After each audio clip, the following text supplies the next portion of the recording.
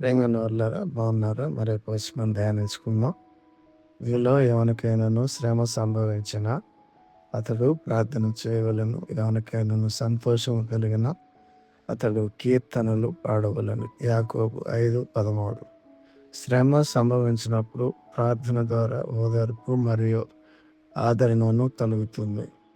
సంతోషము లేదా ఆనందము కలిగినప్పుడు కీర్తనలు పాడుట లేదా స్తుతి ద్వారా కృతజ్ఞతని వ్యక్తపరచడం సరైన విధానం. ప్రార్థన లేదా స్తుతి ద్వారా మనము భావోద్వేగములను యథార్థముగా కనపరచాలి. మానసిక ఉద్రేకములకు గురి కాకుండా మన జీవితంలోని ప్రతి పరిస్థితిలో మనము ఆత్మీయంగా ఫలించాలి.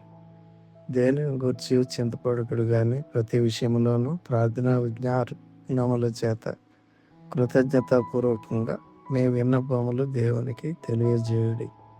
అప్పుడు సమస్త జ్ఞానమునకు మించిన దేవుని సమాధానము యేసుక్రీస్తు వలన మీ హృదయములకును మీ తలంపులకును కావలి ఉండును అని వ్రాయబడి ఉన్నది. ఫిలిప్పీ 4:6-7.